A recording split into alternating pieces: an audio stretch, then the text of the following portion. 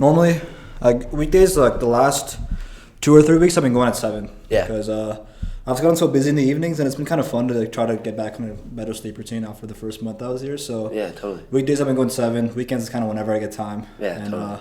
yeah, what about you? It's hard because, especially with Frisbee and playing a club sport, you don't really get a lot of time to, like, you're always studying, then, oh, crap, now I have practice. So I try and go on Thursdays because that's when I don't have practice. That's usually when I'm the least sore, and I try and do something upper body because that would be, like, what I can work out because I'm using my legs all the time. Usually my legs are gas. But Thursdays, I'm usually trying to just do a general upper body, not really specifying on one thing, usually working on explosive movements, trying to just stay athletic.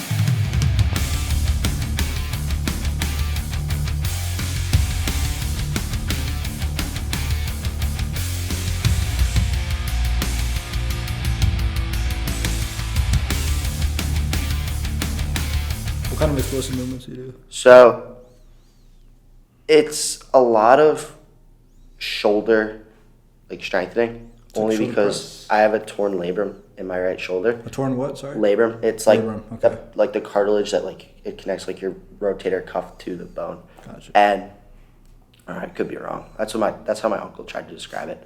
But it's like I got it from baseball. I was just throwing too much, and it was like pop, and I was like, oh, that doesn't feel too good. And it was it's torn. I met a lot of people who play baseball have always shoulder problems. It's like It's the worst. wow. So that happened senior year?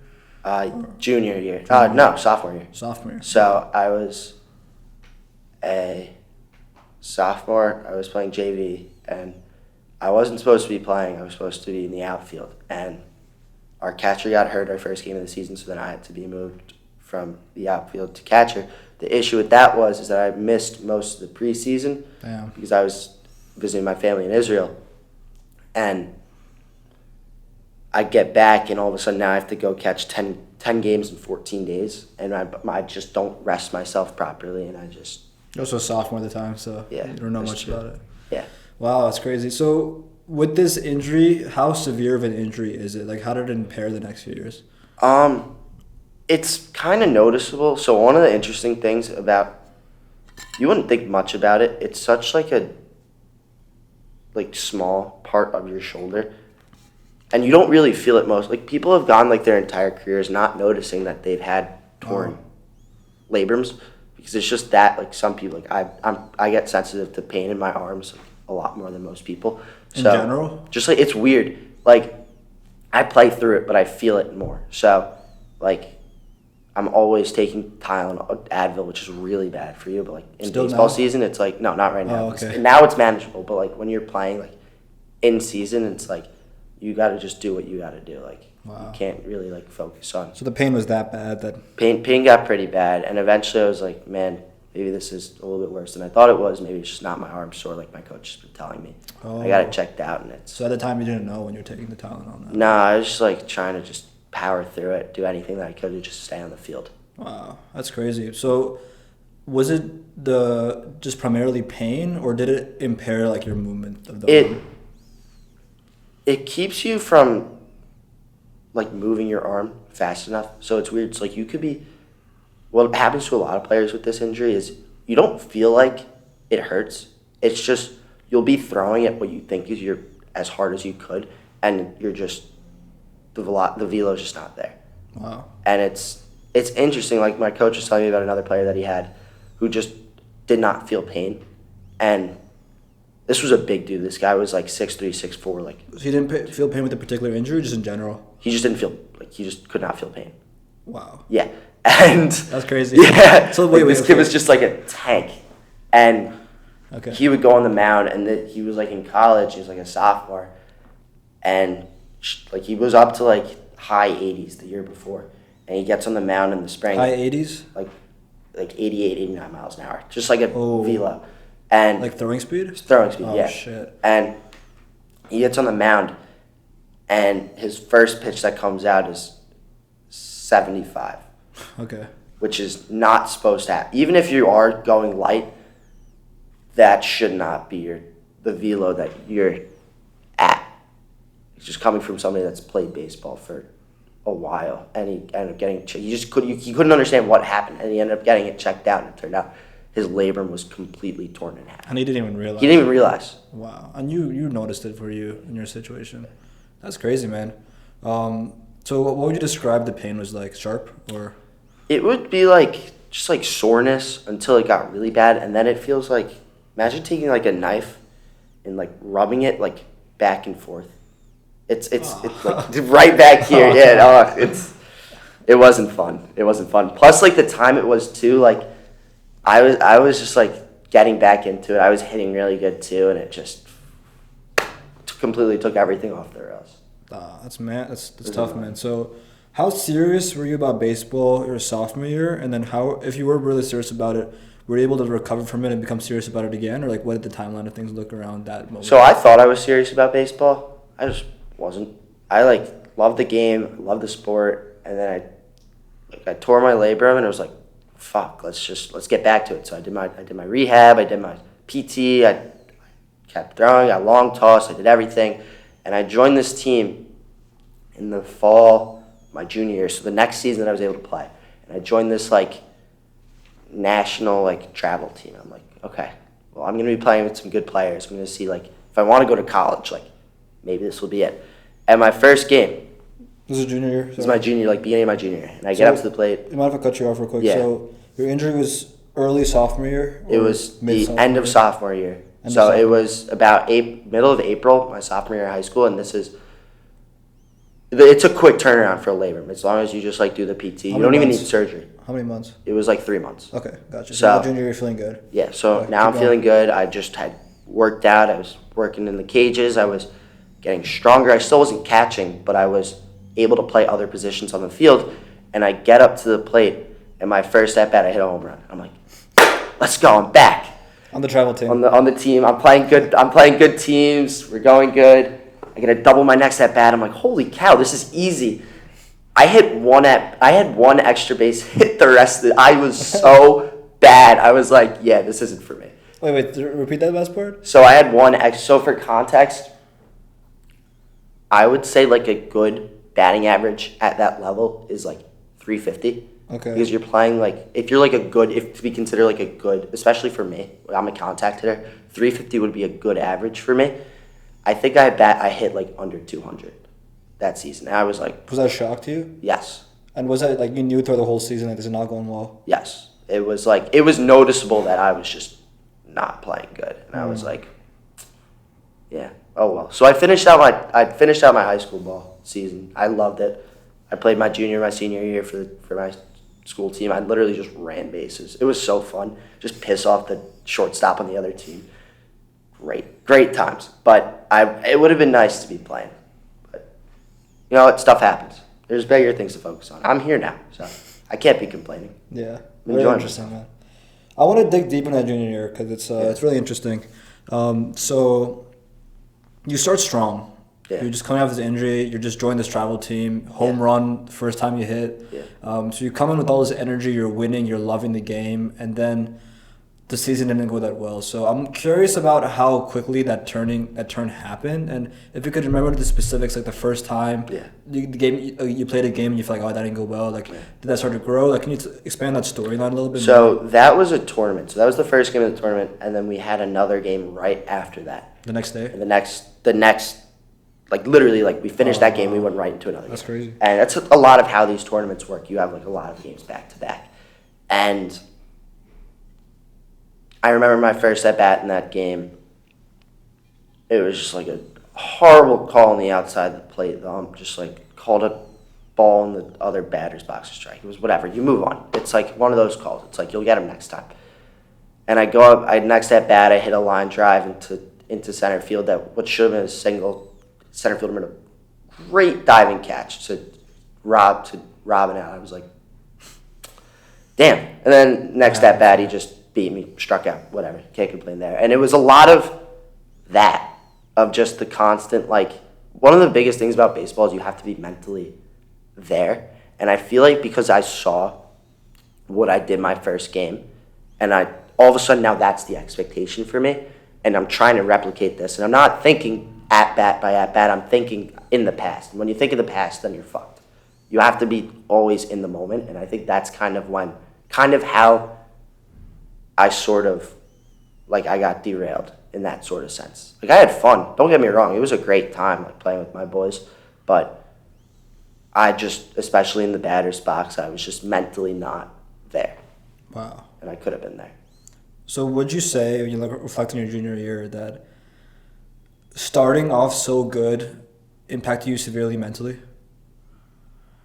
I'd say a little bit. I think it just made me a little bit cocky, which is Okay. could be a good thing. Sometimes could be a really bad thing. Kind of like this. Like, you always want to have that confidence. You always want to be like, yeah, I can do this. Because if you don't think that, then, well, how are you going to accomplish anything? But I feel like, to some extent, being able to understand what your limits are and then using that to then get better is something that I clearly overlooked.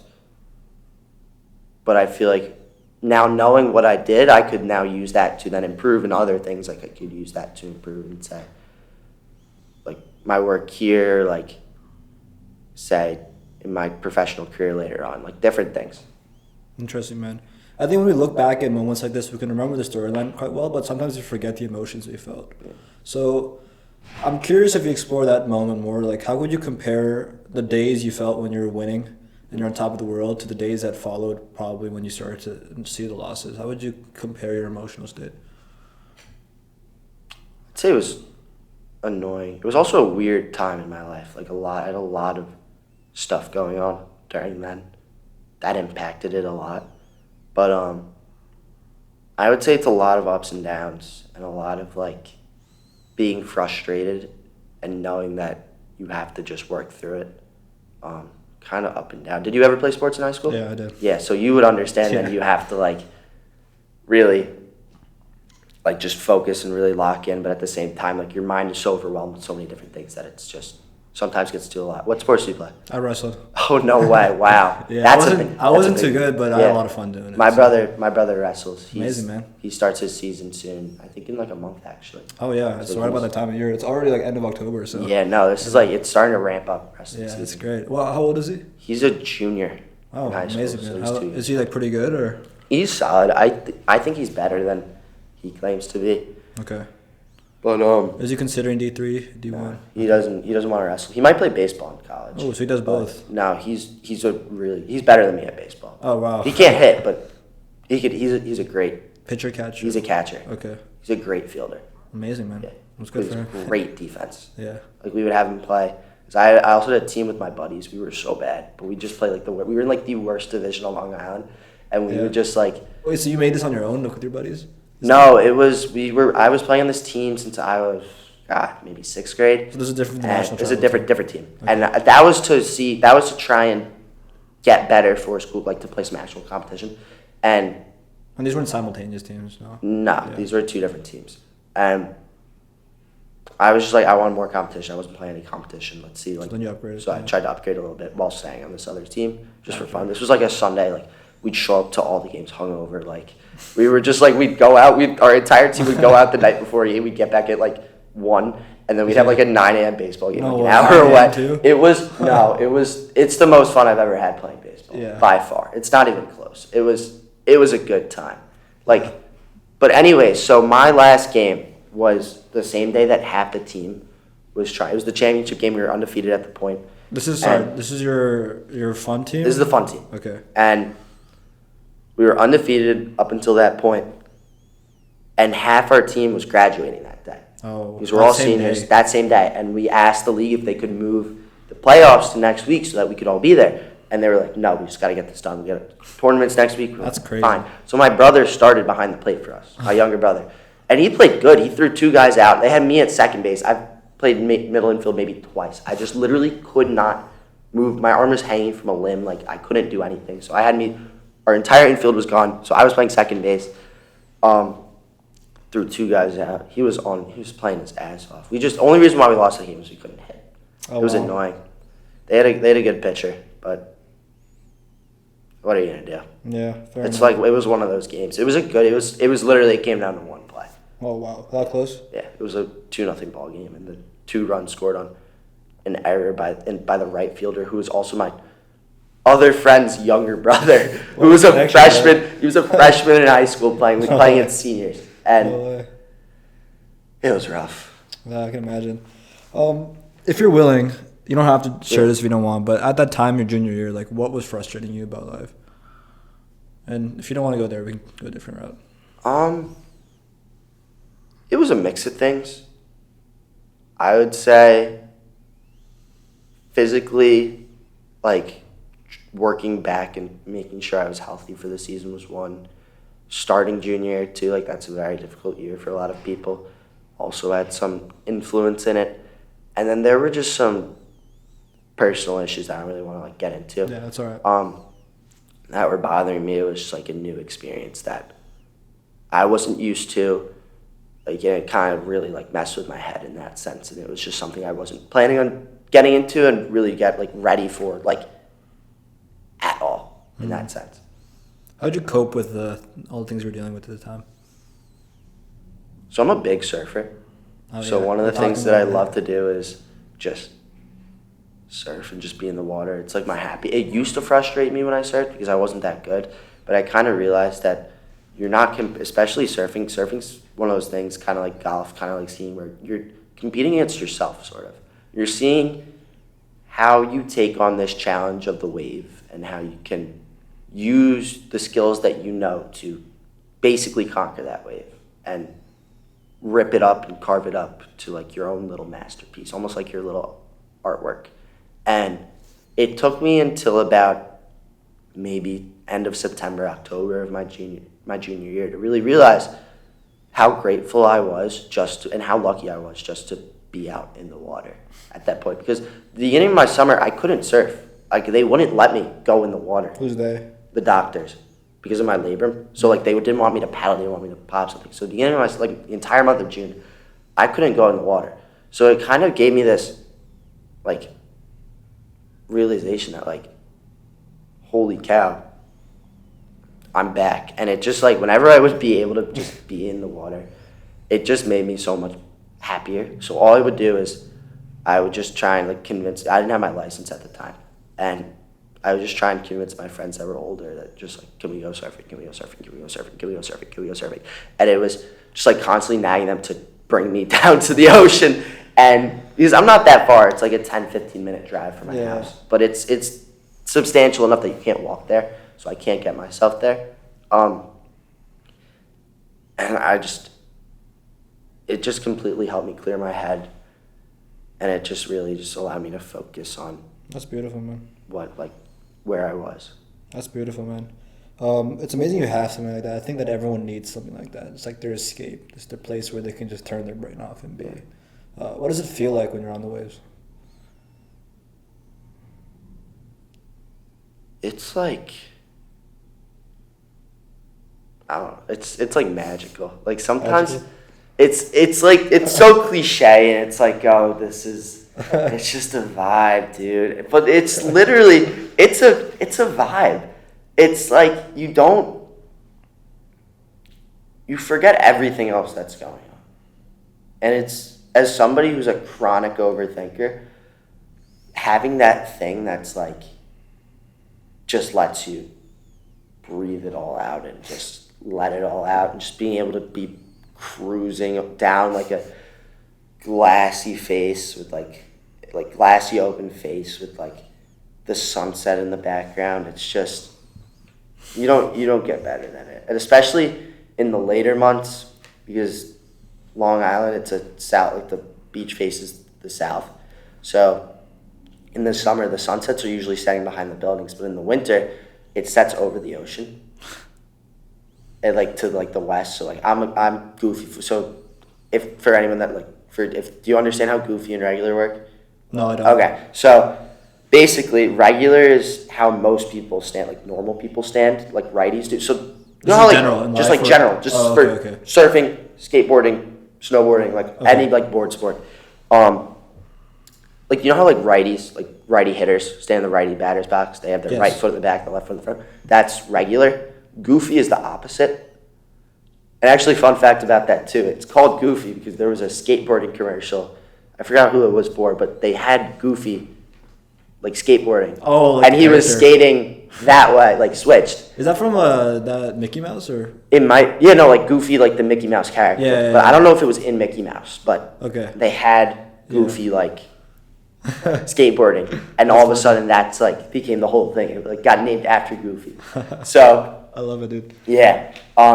So like when I'm surfing right into the sunset, and like it's just like when I was doing like my college applications, I was studying for a test. I just needed somewhere to escape. I'd drive down to the beach, and I'd not even like, especially senior year because then I had my car and I was able to just go whenever I wanted to. That made life so much easier because whenever I felt like an ounce of stress, I'd just beach and it all goes away.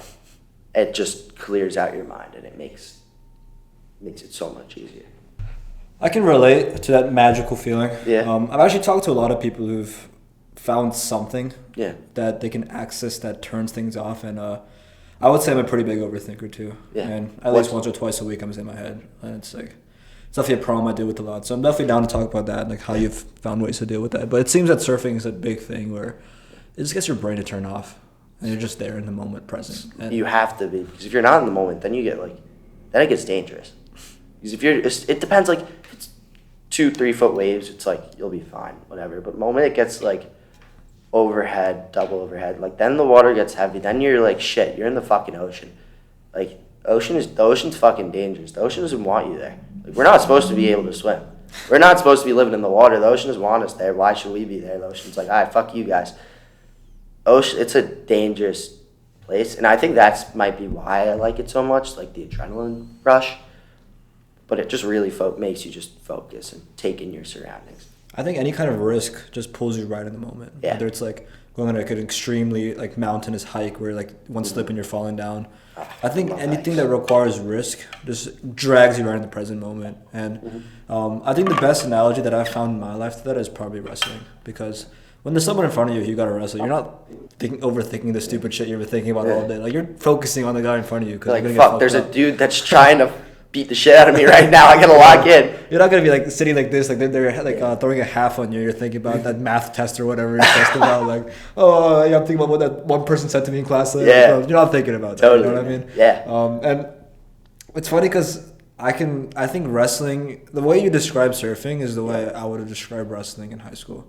And it was something so magical about it that just every practice, I look forward to it every day. Like, whatever I was going through all day, like, wrestling is where it all just turns off and I can just take it all out and just like, have a great time. Just the whole practice, like, they're blasting like rock music on the speakers. We're just like, okay, warming up, we're doing rolls, okay, we're wrestling now, and then we're doing drills. And sometimes we do so much fun stuff. Time just flies. Yeah. Honestly. You don't even think about it. You just, shit, it's midnight. I can't see anything anymore. I swear to God, it was 10 a.m. when I got in the water. You just don't think about it. 10 a.m. to 12? Longest I've ever surfed. Okay. It was this summer. I really wasn't able to surf that much because I was working a lot because college is expensive. And it was like a Sunday morning. The waves were going to be good. And I was at my friend's like 20th birthday party or something like that. Open bar. Freaking sushi chef. This girl's loaded. Like, that's amazing. Loaded. Like, rich, like crazy, like giant pool. I was the only person that went in the pool. Everyone else was so late. It was like me and 3 of my friends that went in the pool. Yeah. I ended up leaving the party early. Good food, good time. Had a nice time. Got home at like, I want to say midnight. I was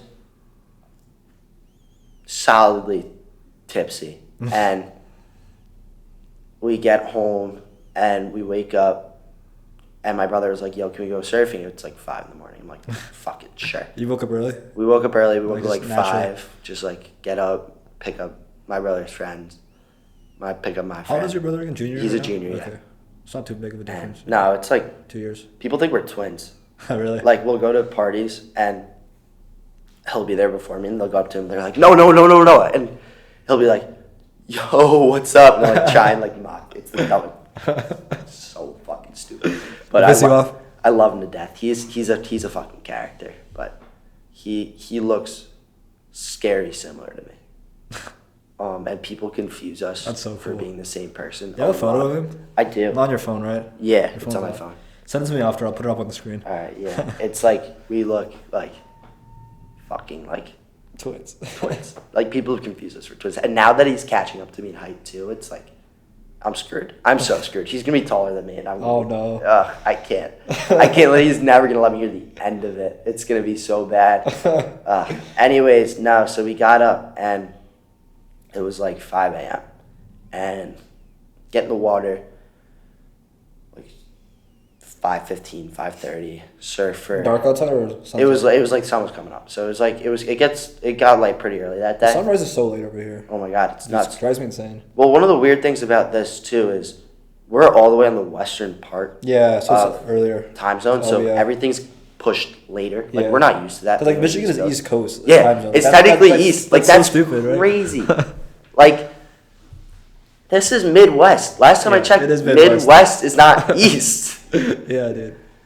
Fucking bonkers. I can only imagine what it's like on the western part of the state. Dude, it probably is like sun's. It's probably dark till like 8:30, bro. That's wild. Dude. It blows my mind.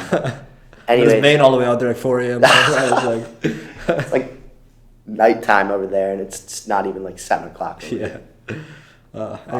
Anyways, it's like 7:15, and I'm like, I'm gonna get out, get some water, come back in. I get out. I'm like, fuck, I really gotta take a shit. And I get out of the water, and I like run to the bathroom. I like take my wetsuit off, and I just like feel all the energy just like drain out of me as I'm like sitting there. I'm like, fuck, and I just like hang my head down. I'm like, I'm so tired. And we ended up surfing for another like 4-ish hours, and I got out at like 12, got breakfast, took a fat nap. Oh my god, that nap was great. That was an elite nap. Took a nap. Did some work, or I didn't have work. I don't know what I did. I probably like played with my dog or something like that. I don't know. But yeah, no, that was fun. We surfed. I'll go after school sometimes, surf till sunset. Especially early in the school year too, like when I was in high school. It was so easy, like because you don't have work at that point yet. You don't get work until like it doesn't start loading up until later. So it's like that first day of school, my senior year, we literally got home and went straight to the beach. We surfed for it. It was so warm too. It was like 90 and sunny. What time of year is this? This is first day of September. Okay. So like it's still warm. It's my favorite season. Fall term? Fall. Always. The weather's always the best. Best. Fall in New York is one of the greatest. It's my favorite season. Same in Jersey. It's pretty much the same. It's the same thing. Yeah. It's just great. It's awesome. That's honestly though, trying to find something to manage my stress without surfing, because like, where the hell is the ocean? It's really been like something that's just I've had to like kind of buckle down and like find my other escape, which I'm still trying to figure out right now, and it's kind of difficult over here. Yeah. I'll find it eventually. I haven't had that like crazy stress moment yet. Okay. Freaked me out. Have you had like minimal ones, like smaller ones, just like here and there? Yeah, like exams, like talking to people, like doing work, trying to handle my stuff, handle myself, balance everything. Like, that's obviously going to cause stress, and I've been able to manage that period without the surfing. for now, without the surfing. But I feel like eventually there's going to be something that's going to be like, fuck, I got to go home. I got to surf. But like you went home over fall break. Right? I did, but the waves were just it was flat. It was like literally a lake, and it was pumping the weekend before. It was pumping the weekend after. It was so cold that weekend, man. It was windy too, no? Yeah, like cold's not the issue. Temperature's not the issue. I've surfed. I think cold is temperature. How does wind impact it? It depends on more waves or not. Depends on where the wind is. The direction? So, if the wind's blowing from the north, so we call those off north winds. That's blowing offshore. It's meaning the wind's blowing off the shore. Yes. That's going to make the waves cleaner, like a lot cleaner, versus if they're blowing off the top, like blowing from south to north. That's what we call onshore winds. That's going to make it more choppy. And then cross-shore winds, nobody likes crosswinds. Those just fuck everything up, make everything super choppy. But what you want to happen, though, especially for where I surf, is you want that like southeast swell to come in and really, or southwest. It's like something from the south to really come and bring these waves and really build up the swell. And then you want that like cold period, like that just after this ends and this starts, that's your best time. Because then you're going to have the size from here and you have the cleanness from the north winds, which is why actually New Jersey will get, like, for New York swells, New Jersey will get the best, and then New York will get the cleanups. So you guys will get, like, 2 days of, like, awesome waves. Like, I'm talking, like, 8 to 10 clean, like, especially during hurricane season, clean 8 to 10 peeling tubes that are just beautiful. And then we get all the leftovers, because once that wind switches to the north, then you guys lose that. You guys get your cross shore versus your onshore. And we'll get, like, your 4 to 6 super glassy, like, long waves that are just, like, for, like days in them. Like, we'll get them for, like, a week. And it's just awesome. It's amazing. You can't beat it. Have you surfed in Jersey? I have once. I've been to Avalon a couple of times. Okay. Like, I've never been anywhere else. But yeah. That's up north? That's south. That's like, it's, like, by Cape May. Okay, I've not been south much. I've only been there a couple times. So, got it. Yeah. So it's like it's like south. It's kind of far. It's like past like Sea Isle. Yeah. It's like the next island over. It's like Avalon and what's the fucking town over it? Not Block. Ocean City. No, it's north. That's north. I think Ocean City is the most south I've gone that I can remember. Got it. Okay, yeah. No, Ocean City's nice. I've been to Asbury Park a couple times. Like, got deal. Yeah. I don't really know much of the Jersey Shore that well. I know enough. Long Island, the back of my hand, but that's just from growing up there my entire life. Yeah. Yeah. Amazing, man. So as you're here in Michigan, is any part of you like searching for something that can fill that gap? I mean, not really. It's not something that I'm like longing for, like trying to find. I've kind of just been like vibing around, just like meeting new people, trying to have conversations like these, just talking.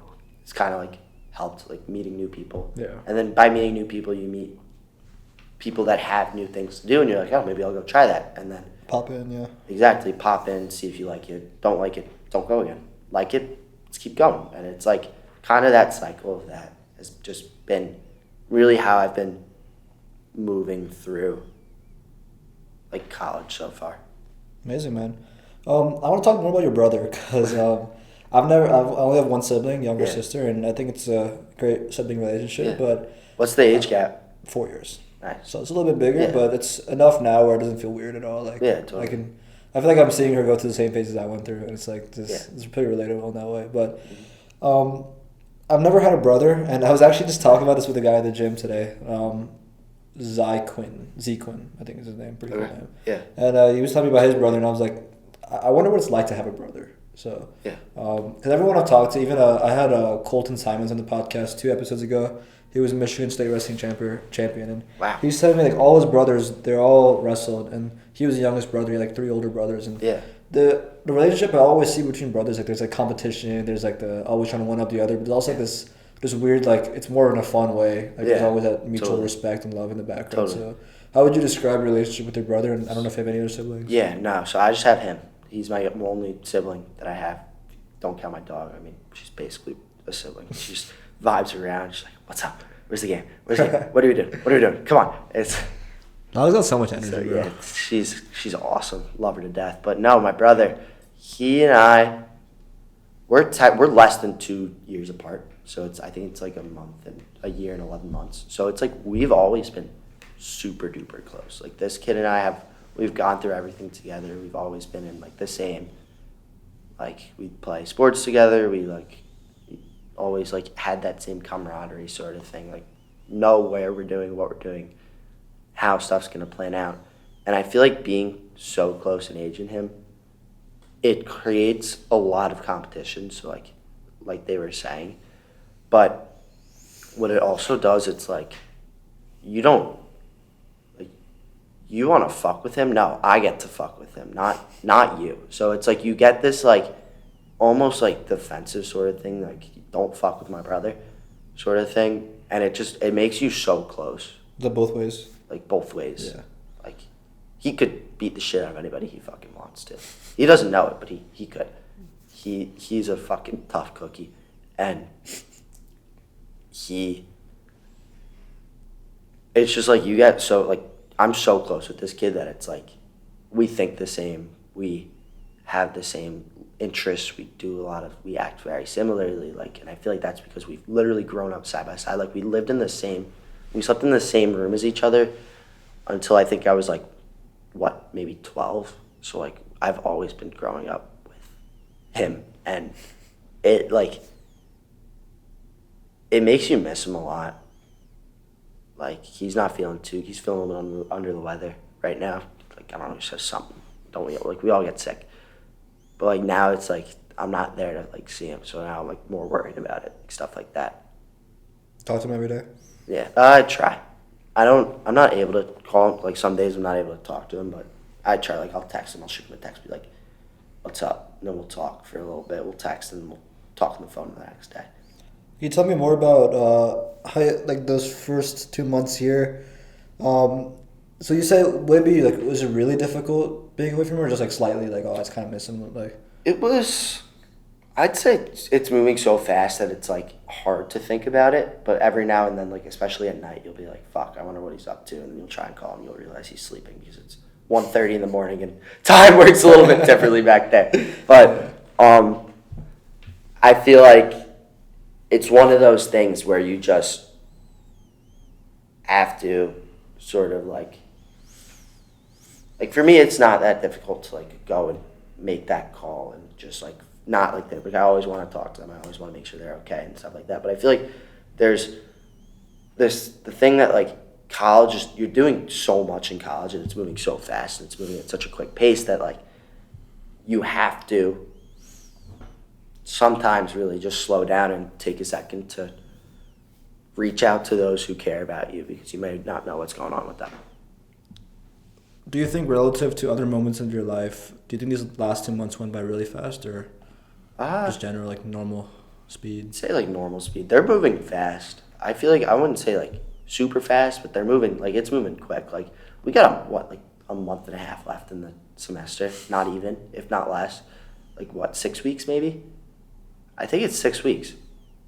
Because we have this month, November, we have like a week left in here. And then there's we have also like Thanksgiving off. And Thanksgiving December, off. December. 17th we're off. Yeah. December is like a month and a half. December is like, once we're at December, we're taking finals. Yeah, we're done. out.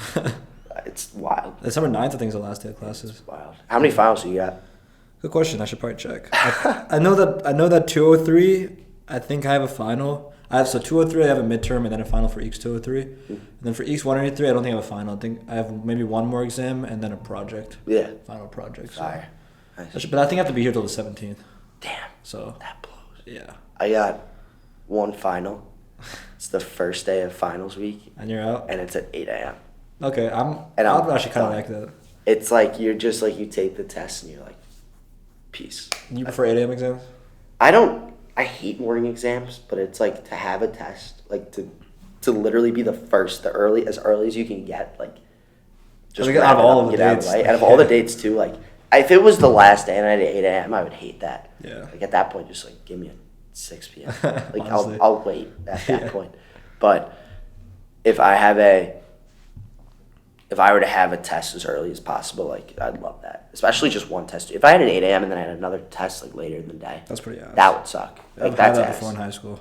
Those are the worst. Yeah, that's the scheduling wise. But I feel like when I have just an 8 a.m., it's like so satisfying to just get it done out the way and then get the whole day ahead of you. Totally. It's like, yeah. Hell yeah. It's I'm not a morning person at all. Like, I don't function. Besides the 5 a.m. surfing days. Yeah, exactly. That's like it's weird. Like that and skiing. Like I'll wake up at like 4 to drive up to the mountain. You probably wake up so excited. Oh my God, I'm so stoked. I don't even sleep the night before. Sometimes I don't sleep. Sometimes I just like drink like an energy drink and I'm like, let's roll. I'll get my buddy to sleep on the way home. Or like sleep all the way up there.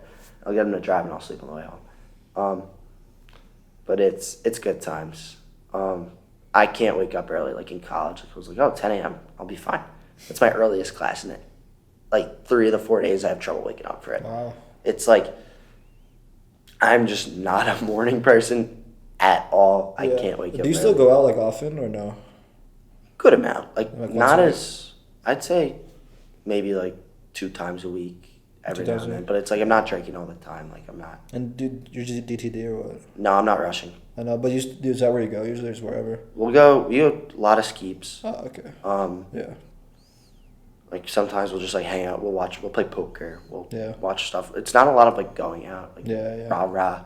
It's a lot of just like hanging around, just like chilling with the boys. Just like finding that time to wind down, like using your outlets sort of thing to recognize like there's so much more to college than like just going out and partying and like there's a lot of things you can do. Like we've gone out and gotten like dinner sometimes, or like we've gone. It's always so much fun. We're playing flag football. Like it's like there's so many like different things that we could do and like really just like expand our horizons sort of thing versus just going out and getting hammered and partying. Yeah. It's like don't get me wrong, I like my game days a lot. I'll tell you that much. Do you go to the game yesterday? I didn't go yesterday.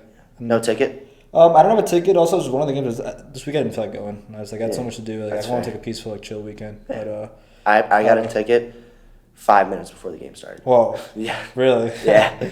So were you like not planning on not going? No, I was planning on going. I was just planning on waiting for the price to go down. So I thought, okay, we'll get like 2 hours before the game. They have to go down a little bit. And it was like, no. I was like, fuck this. I'm not buying this ticket for $180. How much you got it for? Too much money. It was like $160, and it was because it was 5 minutes before the game. I was like, how are these tickets not going down? Do you have any season tickets? I have 4. Okay. So I had Texas, Arkansas State, Oregon, and Northwestern. Okay. So I got the next 2 home games. So I'm set for the rest of the season. Perfect, man. But I'll probably pop out at least once. Gotta go. I mean, you gotta go. I feel like MSC's probably one of the best games. Go to. Oh my god, that MSU game. I don't know when Davis Warren learned how to throw a pass. Yeah, dude, but it was pretty well. We played really well. We were playing good. Did you stay the whole time? Yeah, I was there the whole time. I left before the Colson Loveland fight. That was right at the end, though. It was right at the end. Nah, it was like 2 minutes left, and it was like, this game's over. Why? Yeah, that was a pretty big scrum. Yeah. It was fucking MSU doing MSU things. Yeah. don't fuck around. They started, right? They started fucking talking shit to Colson Loveland. They punched him in the face. Colson. It's like got it. Yeah. Who's 6'4", 250, and NFL prospect, like top 10 pick in this year's draft. Like, he's gonna fuck you up. Yeah, like, you don't want to fuck with him. Don't fuck with him. And you heard him on the getting interviewed after. He was like, yeah, MSU just doing MSU things. Like, I saw him say that. That was like funny. so lighthearted about it. Yeah, then he apologized later. Yeah, you gotta apologize. Yeah, I think Davis Warren. I think went to my high school. Did he actually? I'm pretty. See, it's a little confusing because when I search it up, some websites say a different school, and some websites say my school. But I think he probably did like a 1-year PG thing in my school. That's sick. Where'd you go to high school? It's called Petty. Okay. Have you heard of it? Is it public school? It's a boarding school. Boarding school. Got it. Jersey got a lot of those boarding schools. My buddy told me he went to sleepaway camp with Warren. I don't know where he went to sleepaway camp. With Warren. And football? Was it football camp? I have no idea. It was like the first game of the season. It was like, yo. He like texted me. He was like, yo, Davis, I went to that sleepaway camp with that kid. I was like, that's crazy. I just kind of never thought about to ask him. That's so funny, dude. Yeah, so that was that. He's a chiller. Nice. Love that kid. Your friend, you're saying? Yeah, my buddy. Amazing. He goes to Richmond. So he was. I've heard of that school. Is that Virginia? Virginia. Yeah. I know there's VA. I was thinking Vermont was coming in my head for some reason. Yeah. You're close enough. It's 17-16 with 5 minutes left in the fourth. Jets are driving. We're losing. We're down 1. Oh, we're down 1. Shit. Yeah, we can't lose to the Patriots, man. Cannot lose to the Patriots. I've talked too much shit to my fucking friends from Boston about this game. I don't know why I still talk shit. It's the fucking Jets. Yeah, oh, shit. What just happened? Aaron Rodgers, deep pass to the right side of the field to Garrett Wilson to New England 33. 22 yards. How many yards we got? 22-yard play. Okay. We're driving. All right, man. You have hopes for the Jets, or? No. 0. Absolutely not. Okay, what about the next 5 years? Look, we could be great. Did you see what they're doing in... I don't follow too much. It was... So they just traded... You saw they fired Salah, right? I actually don't follow a lot. At all? Football. Yeah. Okay. So the Jets just fired their head coach because they were like, okay, we got to change something. But what year was this? This season? This season, about like 2 weeks ago. Okay. They fired Salah. They go sign Devontae Adams. And it's like, you could be like, I don't know, like, you're saying, okay, we're making these moves, now let's see how this is going to improve our team. This should improve our team. So we go play the Steelers. Russell Wilson, who hasn't played a single snap of football this entire season, on a horrendous offense, and we have one of the best defenses, like one of the better defenses in the league. And it's like, okay, this should be a low-scoring game, and they shouldn't score any points. If that's their offense, I get it if our offense plays abysmally. It should be better because we go and get one of the best wide receivers in the league. Like 40 or something?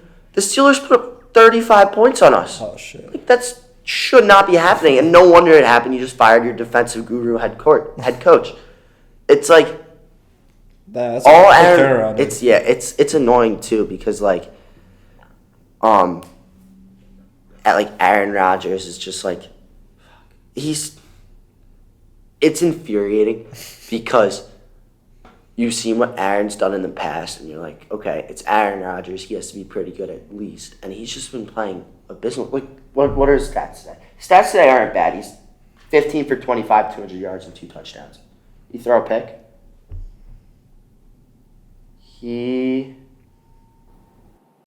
No turnover. 1 fumble, but no turnovers. No picks. Okay. So, like, he's not playing bad today. Oh. Ball in 3. Okay. Solid. He's not playing bad today, but, like, he's been playing, like, not like a Hall of Fame caliber player should be. And I know not everyone's going to recreate what Brady did where he goes to Tampa and wins them a Super Bowl, but, like, he should at least be playing decent. Like, he shouldn't be playing worse pound for pound than Zach Wilson did last year when we were all yelling for him to get out of New York.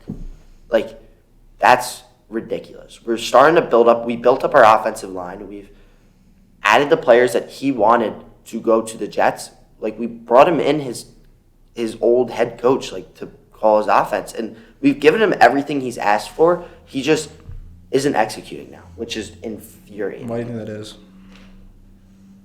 Genuinely, I couldn't tell you. Maybe because he's old. Maybe because... How many years has he been in the league for? A lot. I think it's like 20. Has he been on the Jets the whole time? No, this second year at the Jets. Second year? Okay. He was with the Packers, like, his entire career.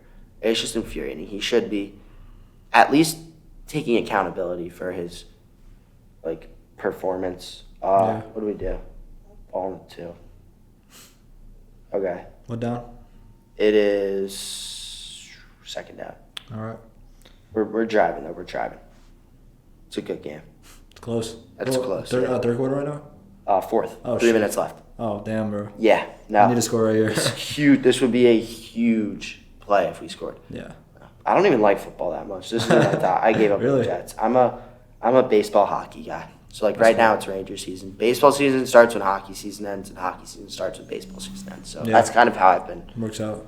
working. And it works because they end and start around the same time. So Yeah. it's not a lot of overlap. I've never like followed sports too much. I would say in middle school I did follow a lot of basketball. Like in middle school I knew everything that's going on in basketball, and then I think after the Raptors won the championship, like I was watching that a lot, and then the following season I kind of just stopped watching basketball. Yeah. I never got into football or any other sport, and like now it's just been like all of high school I've just not followed anything in sports. That's fair. I don't know what it is. I mean, I'm nothing against sports. Sports are cool, and I think I love playing sports. I think they're an amazing part of life, but I don't know. I just never like got myself to get so deep into it now. I feel like the commitment to doing that now, if I want to start, is like, God damn, it's a lot of commitment. It's so much just like paying attention to it. I think you said you're a wrestler, right? Yeah. You follow MMA? Well, I would say that at least the wrestling that I enjoy is very different than MMA. Yeah, at least professional wrestling. Yeah. I think UFC is pretty cool, and I'll watch fights every now and then, but nothing like I'm intensively following. I think for wrestling, at least the way I did it, like the collegiate wrestling, the highest level of that is technically it goes from the collegiate level, which is just among the colleges, and then just goes to the Olympics. There's no like league for it. It's just straight to the Olympics. Yeah. And I love watching wrestling. It's a lot of fun. So when I had the wrestler on, we were watching his matches together. So that was it's a lot of fun. But I'm definitely gonna pop out to Michigan wrestling meets because Michigan is, I think they're number 4 in the Big Ten or something like that. So good for them. Yeah, they're a pretty good team, and I'm excited for what they could do. I know they just had their heavyweight win like the national championship recently. Yeah, I think it was either a year ago or 2 years ago. I think this year we had either 1 or 2 people plays, and then we had one guy. I'm forgetting his name. Gordon. Yeah. At lighter weight got second place, I think, against Virginia Tech. But Yeah, I don't follow too. I can't even name you a lot of the players on the team, but hopefully this year after I watch the matches, I'll know a little bit. But definitely, I feel like you get more knowledgeable really just by watching. Like if you don't pay attention, like don't watch the games, you're not gonna know any of the guys. Like you could follow, and I feel like that's when my team's doing good, because that's what I'm following the most. That's when I'm seeing other teams in the playoffs. That's when I know who's on the other teams. Like I have friends that could tell you who the second baseman on the 2014 Detroit Tigers was, or something. Right? I mean, it's definitely fun to follow. Like when you get into it, and you kind of know what everything is happening. Like I love watching NBA in middle school. It was a lot of fun. I never really got into NBA. You never really got into it? No, because the Knicks were so bad. It was always like the Knicks sucked, and the NBA was just like I just want to watch college basketball. Like St. John's. College basketball's fun. Watching St. John's play, like they were pretty mid, but like when they were good, like they played a lot of good competitive games in the Big East. Like watching them beat Duke was awesome. Yeah. It's like I grew up a lot around Queens. My dad grew up down the block from St. John's, so he was always like in like around that like atmosphere, and he kind of just like brought his sports with him to his kids, and was like, you're gonna do this, and you're gonna like these teams, and you don't have a choice, or else I'm kicking you out of the house. So it's big in your whole family. It's like huge, and my mom, only thing that really clung to her was baseball. Yeah. I mean, I've been playing since I was 3. My brother still plays. Like she's always been around that, and so like now she's like a huge Mets fan. And okay. It's like I would have never thought that my mom, of all people, would be a big sports fan. Yeah, that's cool, man. So did you try getting the basketball when you saw the Knicks start to win this year? Or? I mean, it's fun rooting for the Knicks. Yeah. Especially now. There was so much hype around them. Yeah, oh my God, it's crazy. It's just like if they win, they win. They lose, they lose. Yeah. Cool. Yeah. They win, they lose. Sports doesn't matter. It's great. It's a great escape. It's one of my favorite reasons why sports is such a great escape, because it literally does not matter. Like you look at all the shit going on around the world, and just like there's so much like horrible news, and you could see like the front page, like the front cover of like Newsday, for example. It's like 40 people bombed in a train accident in Cairo or some bullshit, like some like crazy horrible sad. It's on the head page right now. Like it's probably gonna be something like dark. It's like something or like something political, like shit that like matters, and it's really sad. And then you flip it over. All about the election. Yeah. Let's see. Let's go to New York Times homepage. And you flip it over. What's it say? So right now we just got like polls. Yeah. American democracy. A, does a good job representing the people. B, does not do a good job representing the people. Just like a bunch of random. Yeah. American democracy is currently under threat. 76% of people agree. Bro, are you serious? What the fuck? Who are they polling, bro? The democracy is not under threat. Like, They're polling all the people who live in Midtown, New York City, and all the people that live in West, East, Kentuckyville, Iowa. Yeah, dude. Honestly, bro. Do you see all the extremes? You see, Trump was on Joe Rogan 2 days ago. Yeah. Oh, he was. Yeah. Fuck. Yeah, I don't really watch Joe Rogan that much. Yeah, I'm actually a big Joe Rogan fan. I'm gonna watch that episode. It should be pretty cool. And then I saw these articles online saying that analyzing like takeaways from Joe Rogan's appearance and it's like Trump's appearance. But it was really fun. What I saw that really like I get it, like you want to have somebody on your podcast, it's fine. Like president, like you should be able to interview a president or something like that. You're not endorsing him. You're not doing stuff like that. What kind of ticked me off was I know the New York Post is leaning right wing. They've always leaned right wing. But when the front cover of their paper said they were endorsing Trump, like it doesn't matter who. The whole news article said that. It was the front cover of the paper that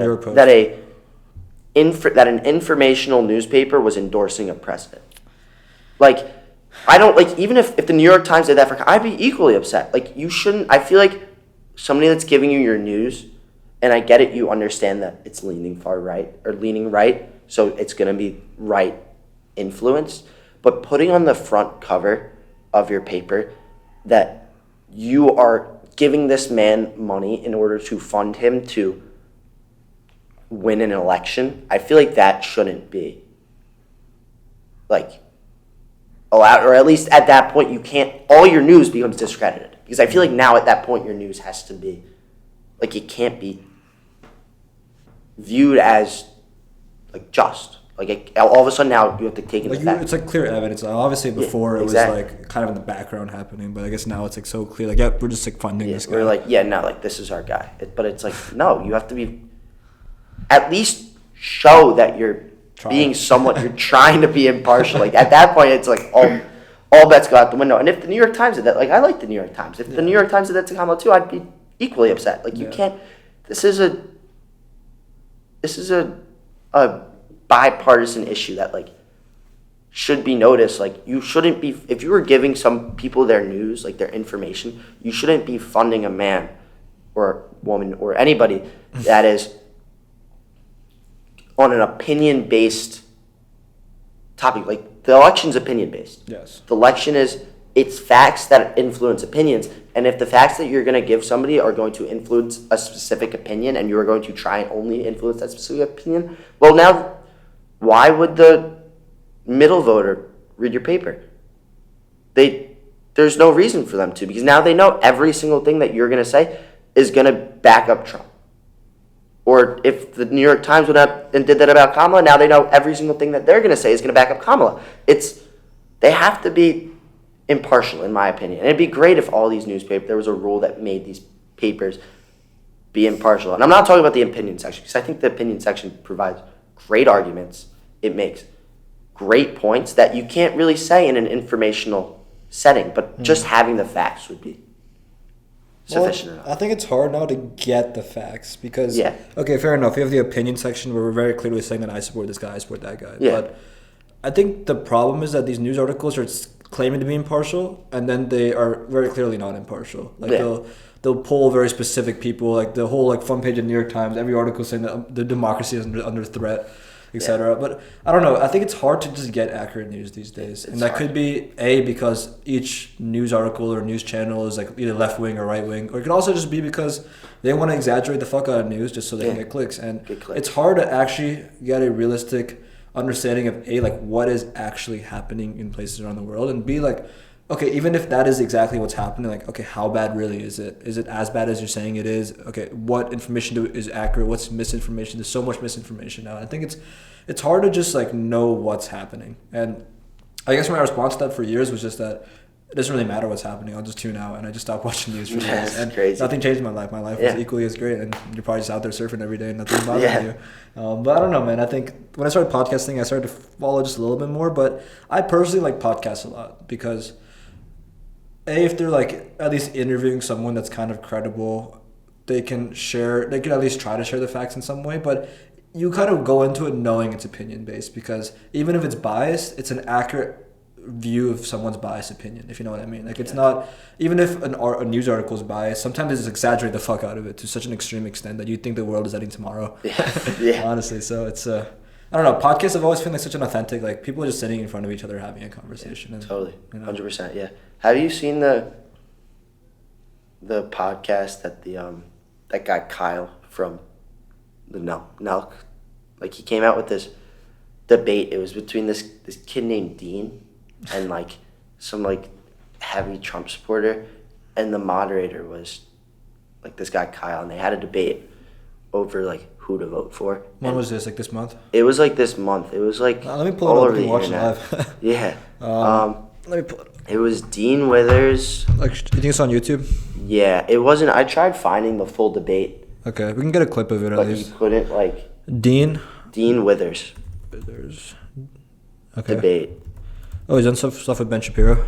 Yeah, well, no, he did one with Ben Shapiro, and then he did one with, and the moderator was, this guy Kyle, and yeah, it was interesting to hear it, the different arguments of two fairly, different, very starkly different opinions. I see this, can one woke teen survive 20 Trump supporters? Is that the one? No, not that one. It was... Here, it was... Well, Jubilee does a bunch of them. Okay, should I go on Jubilee's channel? Yeah, you could. It's I like Jubilee's, they're talking, which is nice, which you don't get a lot of often, especially when, people are just yelling. Yeah. But, yeah, I don't know if it's... I would say, especially when people are just yelling at each other, in other debates, it's nice to see, a little bit of civility. Right, I don't even know if that's a word. Yeah. But, it's nice to see a little bit of just people talking about different issues that, they disagree on, but they are able to have a just conversation about that. Like that's something I can appreciate. Yeah, I think conversations are better than debates. Like, I wonder if you put, like, two people of the opposite... Like, I guess this is what it is, basically, but I wonder if you put, like, two people of the opposite opinions in the same room and they're forced them to have, like, a 2-hour conversation.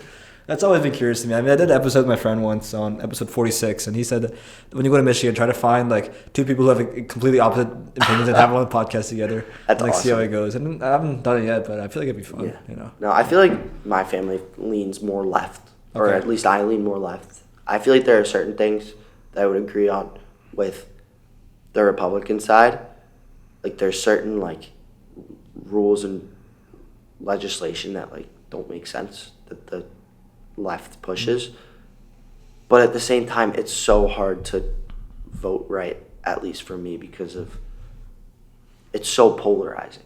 And it's like, I'd like to vote by issue. I would love to, but I feel like I can't, because you have to be all in on one side, or you have to be all in on the other side. And it makes life so difficult trying to factor out what is what and who is who, and how do I want my country to be ran for the next 4 years. It's tough, dude. And I don't know when this really started. Like, I feel like it's more of a recent thing. Yeah. At least in the last 10 to 20 years. Like, if you ever watch Obama's debate with That's too far back for me. What's his name? God, it was 2012. Who did he run against? It was very, very experts here. Romney. There you go, Mitt Romney, Utah, and you listen to their debate, and it's like they agree on a lot of issues, and you can hear it in their voices. They're having a civil debate, and Obama is like respectful to Romney and tells him what he's done good, and then he says, "But I would do it this way, and I would just change it a little bit."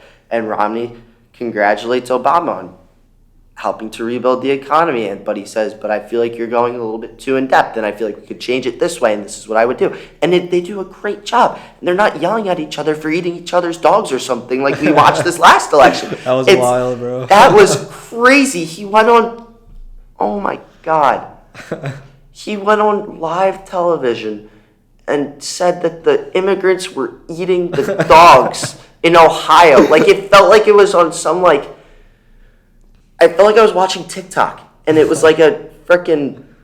But that was live television right there. Oh my God. Yeah, I mean, I feel like nobody takes politics seriously anymore. Yeah, it's so hard. It's so hard to laugh at it. Seriously. It was really difficult. I liked the vice presidential debate. I thought that was good. Yeah, I didn't watch that one. It was just boring because they weren't, like, it wasn't a comedy show. No, we played for the presidential debate. We played a drinking game for it. I forgot. I don't have the sheet for it. But we had a fun night. Yeah. But it was fun watching it in the common room, and every time Trump spoke, like you had like the two like girls who were like pretty. It was pretty obvious who they were voting for. And were like, "But it's bullshit and it's wrong."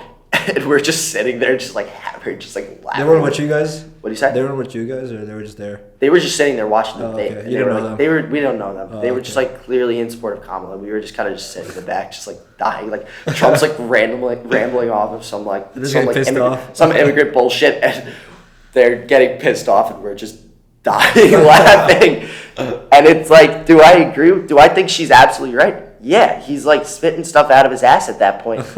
But you're not going to change anything by yelling at the TV. Like, bro, people get riled up. People get so pissed off. I think it started to take a turn sometime like during Obama's candidacy into whatever happened years that followed. I think social media played a big part in it.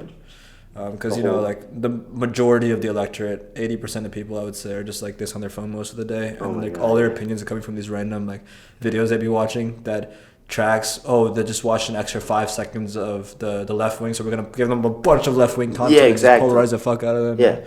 I don't know, man. I don't think there's any individual bad actors. I just think it's the systems. I mean, that's how most people form their opinions is you get information, you process the information, you think about the information, and then you use information that you know and you spit out fact. There's not a lot of thinking.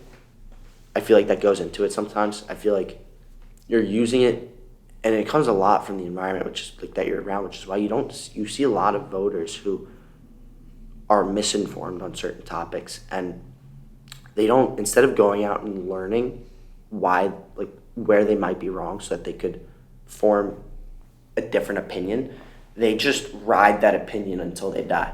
And then it's like they're sitting there with like these opinions that just are based off of like either blatant racism or just like nonsense. Like it doesn't matter which side you go. Like either extreme is based off of like if you're thinking in the extreme, like these extreme left or extreme right supporters, they're not considering other people's opinions. They're not looking at the other side, seeing what they have to offer, looking at this side and seeing what they have to offer. And they're just kind of going, and they're just rambling on about their whatever their nonsense is. And it's just so bad for making progress because you can't go anywhere. And it's why it's been difficult passing legislation, is because one side, I think the best example of this is the immigration. Like Biden, when he said, Biden openly said he messed up with the immigration policy. And then we said, great. And the Republicans absolutely think he messed up. So it's awesome. We're on the same page about that. We can all agree about that. Cool. So Biden goes, he makes this plan, and he says, I want to make the security higher, but I also want it to make it easier for immigrants to come in legally, which seems like a fair thing, right? Yeah. You can, like, some people say, well, maybe I don't want as many immigrants coming into my country. I want to focus on us. So could we work around this? Like, could we work around this deal? Could we maybe change something? Could we, instead of shutting down the entire deal, could we maybe just rewrite one little thing and call it a day? Or could we maybe compromise so that we could get that border security that you talk about, how the fentanyl is coming in from the southern border and this absolutely needs to stop? Okay, if this absolutely needs to stop, could we compromise? No. Because, like, they just want to push their agenda, and it's this constant back and forth with these different things and not wanting to compromise from both sides, and it's getting us nowhere. What happened? 4th and goal. Oh, I thought it was New York Jets won. No. No way. We won? No, New York Jets. The Pats had the ball on the 1. Oh, shit. What's the score? Still same? Play is under review. It's 22. We're down. Can you make sure Audacity's still going? I think it is. Just check real quick. Yeah, it's good. All right, perfect. We're good. You said, oh no, I thought everything closed or something. No, don't worry. Second. No, I said. You can keep talking. No, I said oh no because the Jets are about to lose to the fucking Patriots. Yeah, I think today's the day you stop watching football. Oh my god, I gave up on the Jets a long time ago. Yeah. Man. Anyways, that's what you were saying. I don't know. I think the problem is that people associate so much of themselves with the team they're supporting. Yeah. And anytime someone says something against the party, it's like an attack to them. Yeah. And they get so defensive, like they said something against them, and they feel like if they don't fight for themselves, that they're gonna die or something. It's just like the human nature circuit system, and I don't know. I was young at the time, from like 2006 to like whenever this started, but maybe like sometime between 2012 2016, I'd say this started to like get riled up a little bit more. But I can say that even though I don't remember those years that much, I feel like it wasn't always this bad. You know, it was not. It just started. I don't know when it even started. I feel like, obviously, I don't remember much before like when Trump I don't remember much of the Obama. Like I don't know what like really his policy. Like I've learned more about what his policies were just by learning about history, really, because now that's history. Like now that's relevant history. That's almost 8 years ago when Obama was president. That's a long time. Like you don't think about that. That was my basically my childhood. He was my president. He was our president, and they scored and they got the 2-point conversion. Now it's a 3-point game in fucking Foxborough. Fuck. What's the score? Fucker. 25-22, 22 seconds left. We're down 3. That's probably fuck. That's fucking brutal. Yeah, that's a game. Well, that's the Jets for you. That's the Jets. That's as you definitely know. You gotta live up to the name. Literally. Oh, man. No, it's just, I don't even know when this started. It was just, all of a sudden, people just got so attached to, so hard. Like, How do you think we get better? I don't want to be that guy to say it, but I feel like I got to be that guy to say it. Trump's got to go.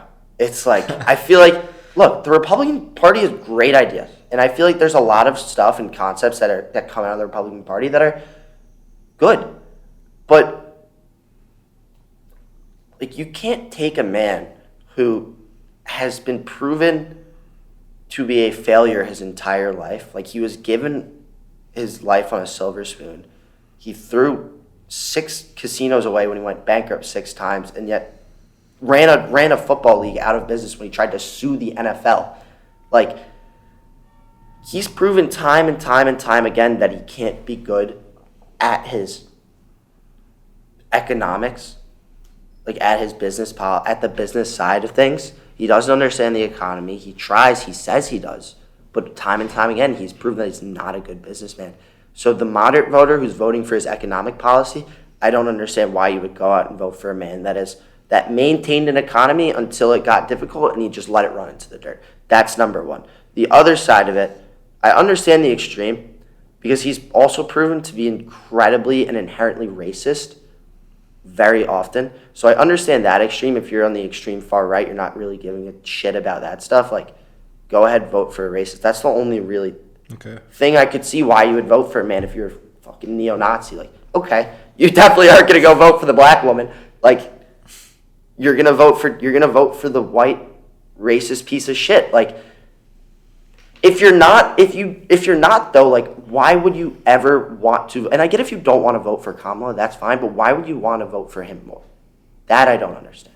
Look, I don't have much knowledge about politics, so I wouldn't be able to, like, ask you the right questions here, to be honest. But from what I can see in my eyes, I've never liked Trump as a person. Yeah. And I think most people can agree with that. I don't think we have a great collection of candidates this time around. No, exactly. But wouldn't you say that, you can correct me if I'm wrong, but wouldn't you say, like, when he was at least in presidency, like, our country was doing relatively good in terms of the economy in general? Totally. It was. It was absolutely doing. Our economy was definitely doing good. The issue with that, though, is Trump didn't do anything. He just rode the back of the economics that started after the 2008 crash, when Bush handed that economy over to Obama. Then Obama goes for 8 years, fixes that economy, and all Trump has to do is just keep it the same. And he did. He did a good job of it. He just maintained it, and he made sure that the economy was staying steady and the economy was staying wrong. And don't get me wrong, then the pandemic comes in, and nobody wants to shut the country down. That's horrible. And it's really difficult to work through it. So don't get me wrong, that was not Trump's fault. That pandemic, that whole thing, with the economically wise in the beginning of it, wasn't on Trump. It's how he then handled the pandemic during it, which caused us to regress so far as a country. I feel like that could be Trump's fault. And I feel like also the way he handled the oil, the way he handled the oil was also his fault, because he made it so that the big oil companies, he just kept lowering the price of oil so that, like, it benefited the oil companies, and that caused inflation on everything else. It was something like that. It was like some way, I don't know much about it either. I just, like, listen to the news, and I listen to my family talk about it, and I listen to other people talk about it. It was something with, like, as the oil, like, as he gave tax cuts to, like, oil companies, which allowed them to produce more oil, which allowed, then in turn, created inflation, because then the oil prices went up. Some turn in that, and he really didn't handle it efficiently. And I feel like then you see this giant inflation that comes out of the Biden administration that was put onto the hands of the Biden administration, and now everybody points fingers at the Biden administration when they're still trying to clean up the mess that Trump created. And it's hard. to really balance that out. Because currently, if you look at the numbers and you don't look at retrospect, you say, well, Trump had this great economy and Biden's economy is going to shit. No.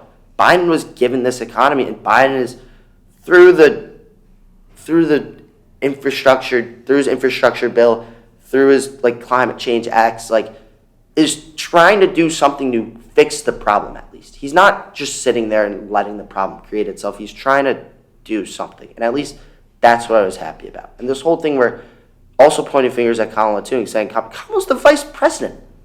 What is Kamala like? Kamala, all she does is go to rallies and wave her hand. The vice president has very little say in a lot of things. So it's like saying it was Kamala's economy or Kamala's immigration plan, like, yeah, she agrees with it, but it wasn't her doing it. It was Biden. So you also can't point fingers there. Okay.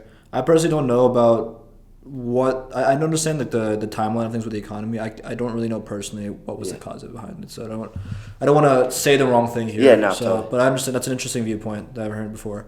But if you look at like the 2024 election coming up, do you think like, okay, definitely Trump is like not a great person, potentially has caused some of these problems in the past. Do you think Harris would be a more qualified candidate in that regard? Like, or you don't have to answer that question in that way, but do you think that, what do you think makes Harris like a qualifier in a way that you think she can like handle the current situation that the U.S. is going through?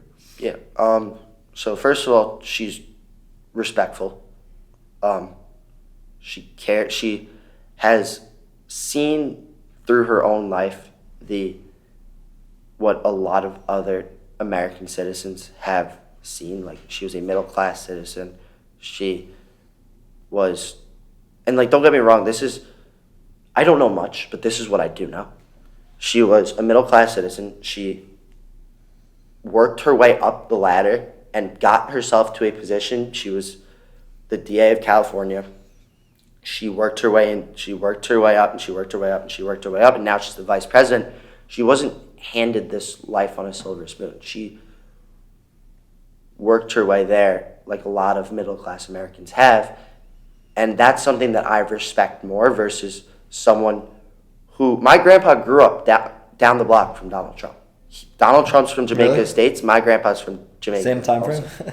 Same time frame. Wow. So he's seen what the Trump family has done in New York. And don't get me wrong, it's fucking horrible. Like, the shit that there's a reason why a lot of New Yorkers don't like Trump. There's a reason why a lot of New Yorkers do know, and that's because they haven't seen what he's done. But there's a big reason why a lot of New Yorkers don't like Trump, and it's because they've seen who he is and what he stands for and how he acts. But this isn't about Trump. This is about Kamala, right? That was your question. You said, why is Kamala the more impactful candidate? I also agree with a lot of Kamala's policies more. So, like, Trump has policies that aren't necessarily evil. They just agree with the right wing more, and it's just not my viewpoint. Like, I don't agree with them. Like, his economic policy, I don't think a lot of those things I just don't agree with a lot of them. I agree with more of the restrictions that Kamala puts forth versus Trump's restrictions. I like the fact that Kamala is acknowledging that climate change is a real issue, and she is trying to push, especially as somebody who lives by the ocean. I am seeing all of these, like, the constant erosion of my beaches, the crazy... I don't know if you've been watching the news at all about the weather that we're getting. No. We're in, like, a 2-month drought right now. New York, LBI? New York, like, Long Island, like, right now, we're in a significant drought right now. And, like, my mom said, like, roads are cracking, like, it's starting to get super dry. And this is the last time like it really rained over there, do you think? Before we left. Like, can I search it up real quick? Yeah, go for it. Like, I know they had the hurricane. I don't even know if that hurricane hit us. It hit me, though. The most recent one? Most recent one. I don't even think that hit us. That came closer to Michigan. That was, like, ended in Indiana. What, you said the hurricane? That hurricane. Yeah, no. It went up the Gulf, and it went through, like the Mississippi River Valley, like, area sort of thing. Like, it really? kind of just, like, yeah, it was weird. That storm was weird. So one of the things was that? That was You know that one in Florida? Yeah, I'm forgetting the name. It was like the one it like went through Tampa. Yeah, it was like that was a rough it was one. that one. Most like, pretty high category. I think. Yeah, no, that storm was sketchy. It like kind of like that one. It started in the Gulf. It was a Gulf storm, and it like worked its way like up into like kind of like worked its way like up across Florida, and then it cut back, and it came very far inland, like more inland That's than more rare than most storms do come. But like exactly like. It's a super rare thing that doesn't happen that often, especially like a hurricane in Tampa. Like Tampa before this storm hadn't seen a major hurricane in over 100 years. That's why it's... Wait, sorry. Tampa's not seen a major hurricane in 100 years? Tampa hasn't seen like a major hurricane because of like where like its location. It's in like a bubble sort of thing. Kind of like Avalon too. Avalon has its bubble where it has like the bay in between the land. So like something with like air pressure, stuff like that, it usually averts around Tampa. And it hasn't seen a storm like this, and now like events like this are gonna just become more and more frequent. Well, I've definitely seen that. Yeah. At least I was used to hurricanes happening normally. Yeah. But I think from like talking to some other people, I found out that it's more of a recent thing. Like I believe late 1900s there was like 10, like 15-year gaps between major hurricanes. Oh yeah. No. From what I'm understanding, like climate changes with the weather front changes and the temperature like rising and like lowering, it's causing these more prevalent, if I'm not wrong. Another thing about these storms too is because the temperature, Jets fucking lost. Right? No. R.I.P. Fuck. What are we like 2-6 now? 2-6. Sell the team. Yeah. 2-6. That's rough. Just lost the Patriots. Fucking Patriots. Oh man. And no, but now that like so one of the things that's going on now is we've been seeing that due to like climate change, like these storms are moving, not only are they getting stronger, but they're moving a lot slower too. So usually so now these storms are being over one place, over a longer period of time. So you're seeing, from that reason, you're seeing more rainfall or higher winds and higher stress on this infrastructure in a specific area for a longer period of time due to this increase in the global temperature, which it's like that cannot be good for our planet at all. Like keeping these storms slowing down, it's not. Also, good just the people that live in those areas where they're always hit.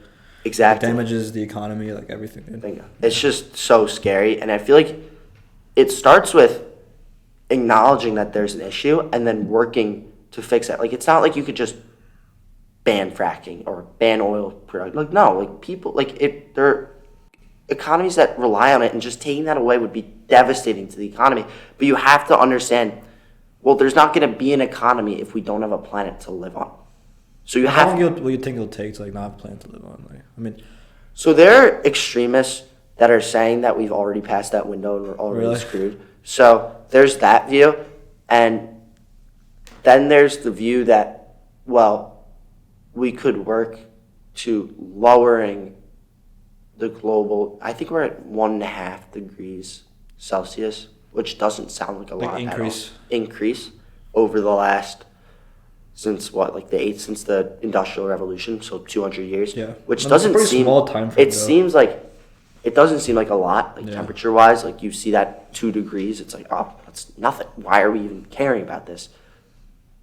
Even the smallest shift is going to cause more ice to melt more frequently, which is going to melt the ice caps, which is going to then raise sea level. And then you see your maps, you'll see maps where Florida's gone.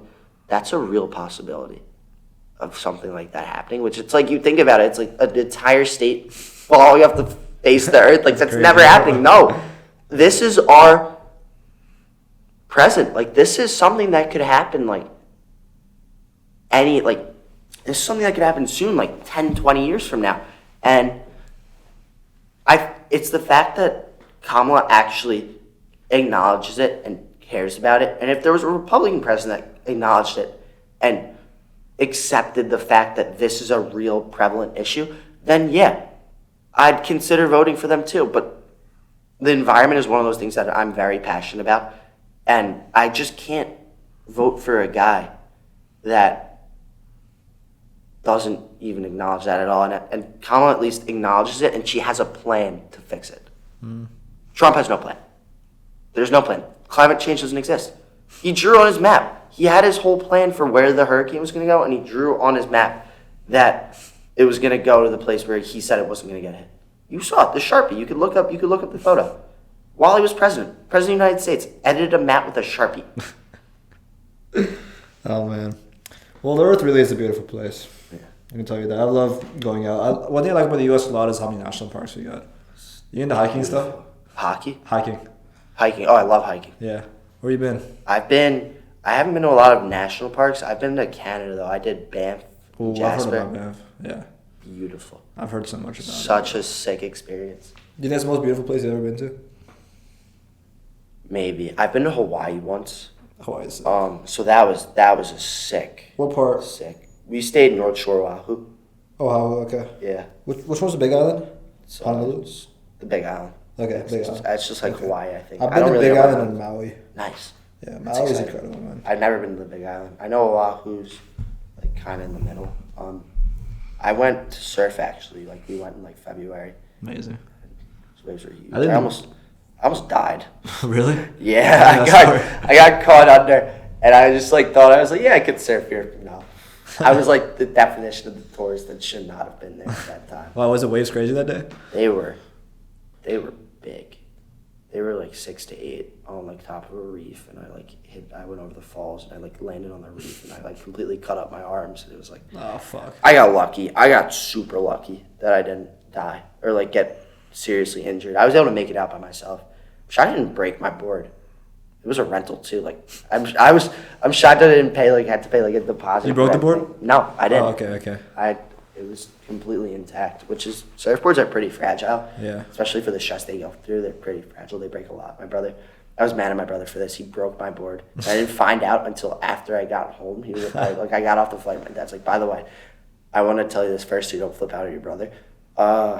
He broke your board. I was like, what the fuck? It was stupid. You ever get into fights with your brother? Sometimes. Like serious ones? I'd say we haven't had one in a while.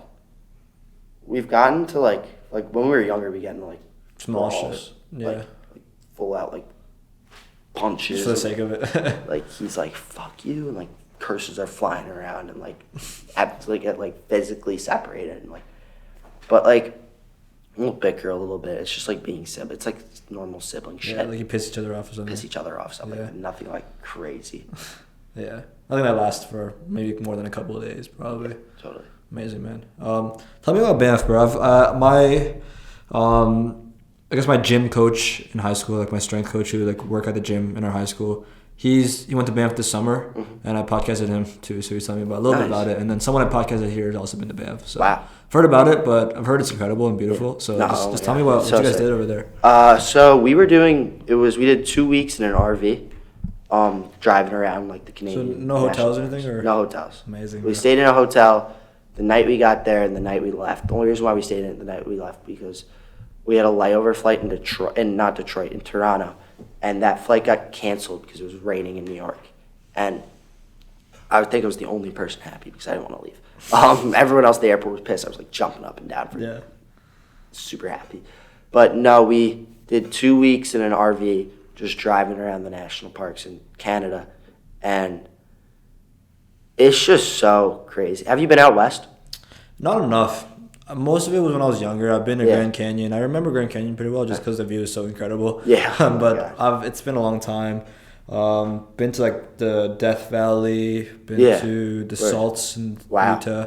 But all of it when I was so young, the same trip, so I don't remember a lot of it. But I gotta get out west, bro. That was the only first and only time I've been to the Canadian Rockies. I was in 8th grade, and that was cool. It was just like everything is so much bigger. Like you're looking around and this bright blue lake water. Like it doesn't look like water. That's exactly the person I podcasted before. Oh my god! It's it looks like a slurp juice. Like that. Yeah, kind of. Yeah, actually, yeah. Yeah. Low key, yeah. With the glacier, there's a glacier. Pictures. It's like a bright blue lake, like a big pot, like from Fortnite. And there's like a giant glacier. This is Lake Louise. It's it's like the fucking frame for like so many like different stuff. It's wild. Yeah. It's this famous ass lake. There's a giant hotel with so many tourists, but it's like this giant. It's beautiful, like right on a glacier. And that wasn't, in my opinion, that wasn't the coolest part of the trip. That was going Jasper, in my opinion, was probably the coolest part. That was just a surreal experience, like going to Jasper and like seeing, because Jasper is like that's a lake as well. No, Jasper is another park. Jasper is it's closer to British Columbia. It's like maybe. It's like northwest of Banff, I want to say. It was like an hour and a half drive, maybe 2 hours. I don't remember how long. I was in 8th grade. It was a long time ago. Oh, it's a while back. And I got to look up and see how far. It was decently far, though. And it was just like the views that we hiked up like a mountain at one point, and we got to the top of the mountain, and you like look up, and it's like you're overlooking like another, like snow-capped, like, it's like July. It's like, where the hell am I? I felt like you were in like heaven or something. That's beautiful, man. Beautiful. There's like fall foliage on the other side. It's like July. Like, wild. Wow, bro. It was amazing. What's it like living on an RV? You do that often? Like that was one only time. It was cool. It was nice. Sleeping was a little bit uncomfortable, but yeah. Do you have like really small beds? Pretty cozy, like, pretty tight, pretty on top of each other. But like, yeah, we were fine. It was like, 4 of you guys? It was 4. It was the 4 of us. It was me, my mom, my dad, my brother. Amazing. And it was neat. It was really cool. Yeah, trips like that with your family are always so much fun. Oh my god! Especially like I went to boarding school in high school, so it'd always be like those events like when we all come together. It's like I kind of feel bad for my mom right now because, I was at boarding school the last couple of years, and then now I'm in college now, so far from her, and then my dad's like traveling at least 4 or 5 times a week for work, and then he's out all weekdays, and then my sister she at high school and she's all at home alone, and that's how most of the year goes by these days, and then we all come together on breaks like. Excited to go. Does your sister go to boarding school? No, she decided not to, so she's going to a high school more local, so at least she's closer to home. Yeah, that's good. So your mom has her. Yeah, so she's really happy she went there, because I don't know what my mom would have done if she went boarding school. She'd be so sad. Awesome. But yeah, like things like Thanksgiving's coming up, and we're going to come together. We're going to go to the Smokies, so. Oh, it's sick. You been there? I've heard of it. Yeah. I've never been. Yeah. We got Thanksgiving plans, just going home, LBIs. Go home, go to Long Island, enjoy myself. Is it weather for surfing or? Oh, it's always weather for surfing. You go in December too? Oh yeah. I think the coldest I've ever been, it was like 32. And there's a picture of me like running across the beach. Yeah. With like in like the freezing rain and like me in my wetsuit like fully hooded like incognito. Do you like when it rains? I think it's peaceful. I don't like when it's cold and it rains. I like it when like the summer when it rains. It's nice. The best feeling in the world. I like the snow. It's so relaxing. The snow is amazing. Snow is awesome. Can't wait till the snow's here. Yeah, totally. Because I feel like we've not been getting much snow recently back at home. Not at all. Like, do you remember like childhood, like back in the day? Oh my god, we would get so much snow, and I feel like the last couple of years we just haven't gotten anything at all. I know, it's been rough, man. I think this year was a little better. No, it stuck a little bit. Yeah, it stuck more. We got like a foot maybe. Yeah. But like we'll get more here. Yeah. I heard it doesn't snow, especially here. It doesn't snow as much.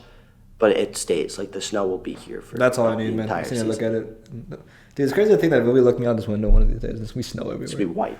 I can't wait. I love the snow. It's just so peaceful. Yeah. It makes you feel so better. It makes you feel like life is beautiful. 100%. Yeah. I'll be home in December. Maybe you can give me a surfing lessons. I'll call my WI. Yeah, well, you know. I love driving anyway, so. Nice. Yeah, no, it'll be fun. It'll be good times. You gotta dress warm though. It'll be chilly. You're gonna have to. I'll have to get you suited up. All right. Yeah. I trust you. I mean, I don't know if it's the best way to first start surfing.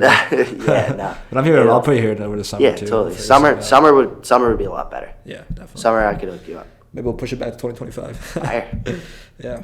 Love that. No, this is a lot of fun, man. Hell yeah, I loved it. A lot of variety of topics, but yeah. I always love doing these. I always love not knowing what the fuck we're gonna talk about. Yeah, nah, bro. That's the best part. I remember talking about this with you before, and it was like, what are we gonna talk about? I think he was like, yeah, you were like, we can talk about anything. Here we are. We went from surfing to politics to surfing. And it all ends at surfing. Everything around. All comes full circle, man. Love that. All right, it's a lot of fun, man. But, appreciate it, man. What you got going on for the rest of the day? I gotta write a paper. Ah, shit. For engineering, and then I gotta watch football. I gotta watch more football. Always gotta watch more football. I have to actually write this paper. Oh yeah. And I don't know if I'm actually gonna end up writing this paper, but I gotta do it. It's not due for a while. Okay. It's technically due next Monday, but there's like an early submission date on Thursday where you can get it like reviewed, and I'd prefer to have it reviewed then. So I want to try and get like a rough copy of it done. Yeah, I like the way my my EECS 183 class does it. Mm-hmm. The due date is always Friday, but if you submit on Wednesday, you get 5% extra credit. Or you submit it on Thursday, you get 2.5% extra credit. So pretty much everyone's trying to get it done by Wednesday. But it's like, you don't stress about it on Wednesday because like, oh, worst case scenario, you can always submit it by Friday and get full credit. Yeah. So it's like, I think in my opinion, it's a perfect setup. I think every class, every assignment should be set up that way. Like 2 days before extra credit, because then you're always getting it done early. And the day you don't get it done early, it's like, you can just fall back. And then you're always, cause it keeps you a little bit more disciplined to actually get it done on time. Yeah. But yeah, I love that setup. Yeah, man. Awesome. Have a good one, man. Appreciate it. Thank you for tuning in to my episode. If you enjoyed that episode, I guarantee that you'll love this episode right here. The best way to support the channel is by hitting the subscribe button. It'll help me to upgrade the channel, get better guests, better production, and overall more episodes for you. And by hitting the subscribe button, it'll ensure that you'll never miss a new release.